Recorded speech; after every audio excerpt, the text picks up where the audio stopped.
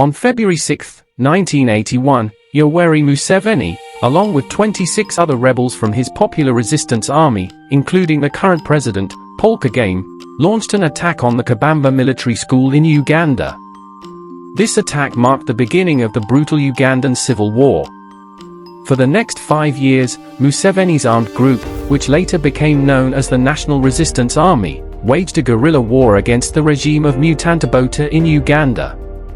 Eventually, the resistance prevailed, and on January 26, 1986, Yoweri Museveni declared himself the President of Uganda, a position he has held ever since. Yoweri Museveni's origins are somewhat mysterious, with conflicting claims about his birthplace and true nationality. Officially, he was born into a family of Hema cattle herders, a clan of the Ankali people in southwestern Uganda around 1944. However, some sources suggest he was born in Rwanda, despite his insistence on being born in Uganda. The most reliable information suggests that Museveni and his mother moved to Uganda from southern Rwanda when he was born, around April 1943. Museveni's involvement in politics began during his school years. In 1962, while attending Century's senior secondary school in Barara, he became a born-again Christian. Still, his break with established Christianity came in 1966 when he clashed with missionaries over their stance on worldly issues and non-violence. This experience shaped his political beliefs, and by 1966, during his A-level studies at Entire School, he began considering armed resistance due to President Milton Obote's dictatorial practices.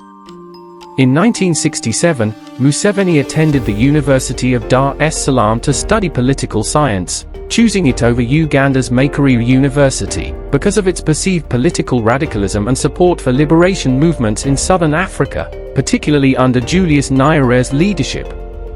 However, Museveni found many university staff not radical enough. During this time, he made contacts with Mozambique's Frelimo, providing him with insights into guerrilla mobilization. In September 1968, Museveni led a group of students to visit a liberated zone in northern Mozambique, forming valuable connections.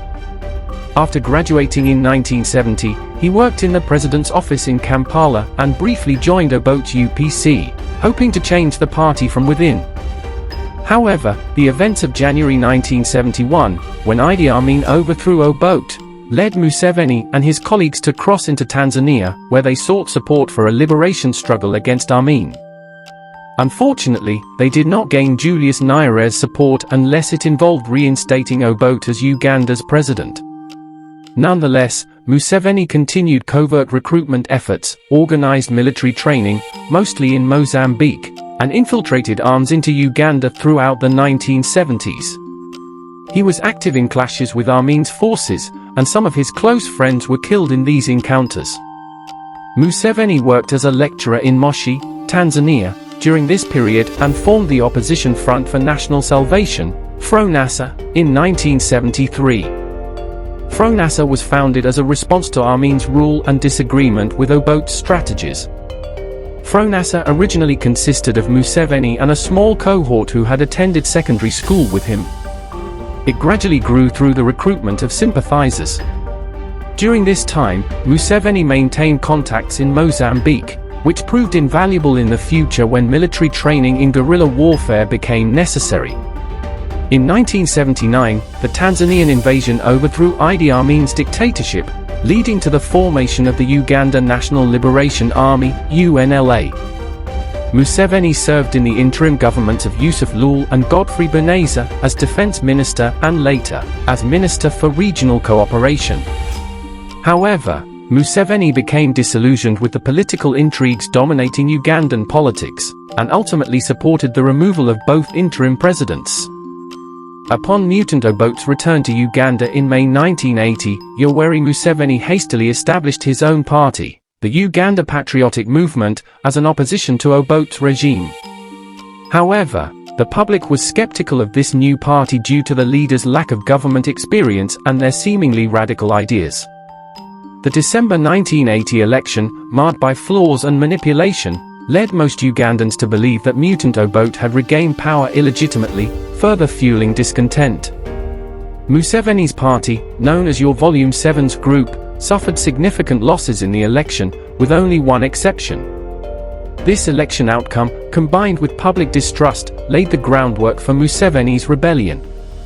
Initially, Museveni's guerrilla organization, originally named the Popular Resistance Army, was significantly weaker than the government forces, the UNLA, Uganda National Liberation Army. The organization depended on establishing trustworthy civilian contacts and had limited resources and public support. On February 6, 1981, the rebellion began with an attack on Kabamba Barracks, an attempt to obtain more weapons. Despite the 41 rebels, they only had 27 guns and limited resources. Notably, one of these rebels was Paul Kagame, the current president of Rwanda, who had grown up as a refugee in Uganda. Throughout the initial phases of the war, the NRA, National Resistance Army, later renamed, struggled due to its weak position. Government forces conducted a counterinsurgency campaign, leading to conflict with local populations. However, the NRA's situation gradually improved. They established a second front, recruited more members, and confiscated weapons and funds from government banks. As the NRA grew stronger, divisions emerged within the Ugandan army due to heavy casualties inflicted by the NRA. These divisions contributed to the collapse of Obote's government in July 1985. General Tito Okello briefly assumed power, but it was a turbulent period marked by conflict and abuses.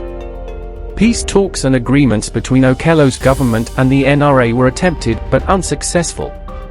Eventually, in January 1986, Yoweri Museveni moved against Kampala, overthrowing Okello's regime and taking the presidency on January 29, 1986.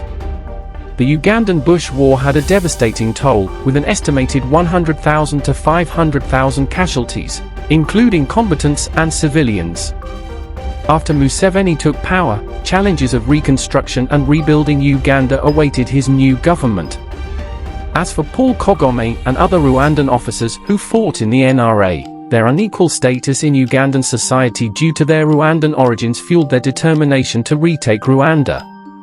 They regrouped as the Rwandan Patriotic Front, RPF, in 1987 and began plotting an invasion of Rwanda. Overall, the Ugandan Bush War had profound consequences for Uganda, leading to a change in leadership and setting the stage for Rwanda's future conflicts.